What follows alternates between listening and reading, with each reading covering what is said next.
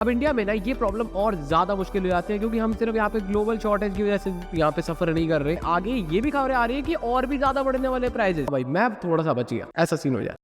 एक entry level से थोड़ा ऊपर लैपटॉप आप कह सकते हो वो यहाँ पे 60,000 का जो यहाँ पे पिछले ईयर चल रहा था एंड अब जाके ना उसकी प्राइसिंग 75,000 से लेके 80,000 हो चुकी है। एंड आपको ना एक और इंटरेस्टिंग बात बताऊं, काफी लैपटॉप में तो स्पेक्स भी सेम नहीं है। कुछ लैपटॉप में यहाँ पे रैम कम कर दी गई है, कुछ में यहाँ पे SSD कम कर दी गई है क्योंकि ताकि ना कॉस्ट कटिंग हो पाए। ये जो इशू है ना यहाँ पे सिर्फ एक कैटेगरी का नहीं है, यहाँ पे आप चाहे फोन उठा लो, स्मार्टफोन जो हो गए एंड लैपटॉप्स हो गए, पीसी बिल्ड हो गए, सब कुछ आप ले लोगे ना। एंड यहाँ तक ना अगर आप ऑफिस वाला सिंपल पीसी भी उठा लोगे ना उसकी भी प्राइसिंग यहाँ बहुत ज्यादा इंक्रीज हो चुकी है। तो आप बिना इन चीजों की वजह से काफी कंफ्यूज हो। जब यहाँ पे सबने ये कहा था कि प्राइसेस यहाँ पे इंक्रीज होंगे तो यहाँ पे हमें प्राइसेस कम क्यों देखने को मिले। एंड इसके साथ साथ ना क्या कंपनीज भी इस मौके का फायदा उठा रही है। एंड अगर आपको ना यहाँ पे डिवाइस लेना है तो क्या करना है यहाँ पे सही रहने वाला है। तो सबसे पहले ना वो पेन समझते हैं जो आप लोग ना सबसे पहले फील कर रहे होगे, जो बिल्कुल कह सकते हो ना बिल्कुल एंट्री लेवल लैपटॉप है, वो यहाँ पे 30,000 से 35,000 के बीच में आता था। एंड वही सेम लैपटॉप ना अब यहाँ पे 45,000 से 50,000 तक भी पहुंच गए हैं। एंड जैसे कि देखो यार मैंने ये भी बताया कि यहाँ पे ना काफी कंपनीज तो ऐसा कर रही है,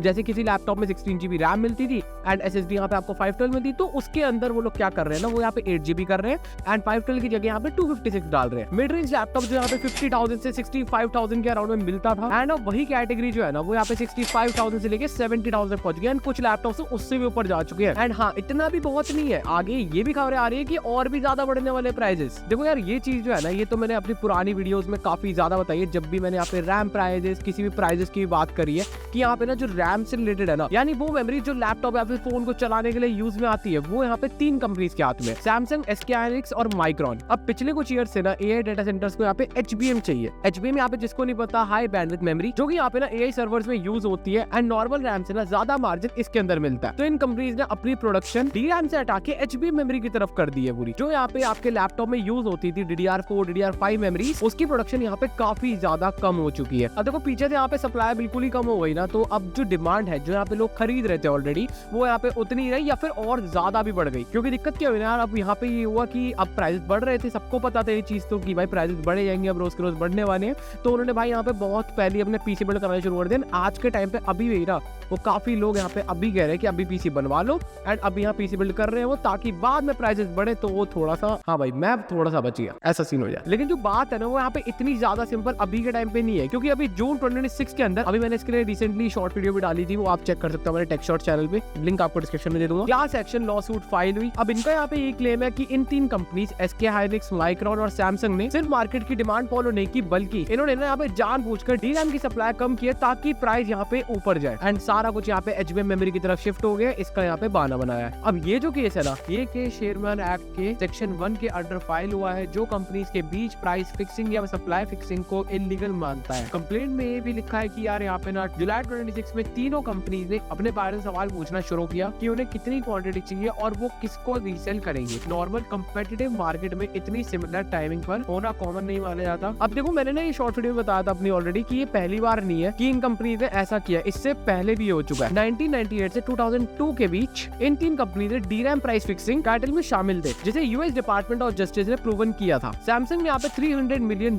का फाइन भी भरा था, हाइनेक्स ने यहाँ पे $185 मिलियन भरा एंड साथ में ना कुछ एग्जीक्यूटिव को यहाँ पे जेल भी हुई थी। एंड एक ऐसा केस 2018 में भी ट्राई हुआ था, लेकिन वो केस जो था ना वो यहाँ पे डिसमिस हो गया था। इसलिए जब भी कोई नया लॉसूट आता है कोर्ट यहाँ पे ना पूरी इस हिस्ट्री को देखते हैं। अब यहाँ पे ना एक क्वेश्चन ना आपके दिमाग में भी आता होगा एंड वो भाई मेरे दिमाग में भी आता है कि ये सच में यहाँ पे एयर डिमांड की वजह से हो रहा है या फिर जो कंपनीज है वो इस चांस का यहाँ पे फायदा उठा रही है ताकि कंज्यूमर यहाँ पे और महंगे में यहाँ पे मटेरियल ले। अब इसका जो है ना वो एक क्लू यहाँ पे सैमसंग के अपने नंबर्स पे मिलता है, जहाँ पर रिपोर्ट्स के अकॉर्डिंग उनके चिप डिवीजन का 1 ईयर का प्रॉफिट पिछले 40 इयर्स के कंबाइंड प्रॉफिट से ज्यादा निकला है। एंड दूसरी तरफ यहाँ पे माइक्रॉन ने अपना क्रूशियल ब्रांड जो कि यहाँ पे 30 इयर्स से ऑलरेडी कंज्यूमर्स को रैम और SSD सेल कर रहा था, वो यहाँ पे ना रिटेल कंज्यूमर मार्केट से ही हट गया। अब इंडिया में ना ये प्रॉब्लम और ज्यादा मुश्किल हो जाती है क्योंकि हम सिर्फ यहाँ पे ग्लोबल शॉर्टेज की वजह से यहाँ पे सफर नहीं कर रहे, इसके साथ साथ यहाँ पे और भी काफी सारी चीजें हैं। इसके ऊपर रुपए की डिप्रिसिएशन का भी असर पड़ता है क्योंकि रैम और SSD की प्राइसिंग यहाँ पे डॉलर में होती है और इंडिया में इम्पोर्ट होते हैं, इसलिए जो हमारा इंडियन रुपीज है वो थोड़ा सा यहाँ पे वीक होने की वजह से सीधा लैंडेड कॉस्ट बढ़ा देता है। एक और एंगल है जो लोग यहाँ पे कम डिस्कस करते हैं, वो है यहाँ पे चाइना का रोल। चाइना की अपनी DRAM कंपनी है जिसका नाम यहाँ पे आपने से काफी लोगों ने सुना भी होगा, CXMT। अब ये जो कंपनी है ना, वो यहाँ पे तेजी से अपना प्रोडक्शन बढ़ाई जा रही है। अब कुछ यहाँ पे बड़े ब्रांड जैसे कि HP, डेल, उन्होंने यहाँ पे ना CXMT के DDR5 चिप्स यूज करने शुरू भी कर दिए। बट HBM वाला जो एडवांस प्रोडक्शन है ना, सैमसंग, SK hynix और माइक्रॉन से यहाँ पे काफी ईयर्स पीछे है। मतलब यहाँ पे शॉर्ट टर्म में अगर हम बात करें, CXMT यहाँ पे DRAM की शॉर्टेज का थोड़ा सा प्रेशर यहाँ पे कम कर सकता है, बट पूरी यहाँ पे शॉर्टेज खत्म तो नहीं कर सकता। अब वो सवाल जो सबसे ज्यादा पूछा जा रहा है कि ये जो प्राइस है ना,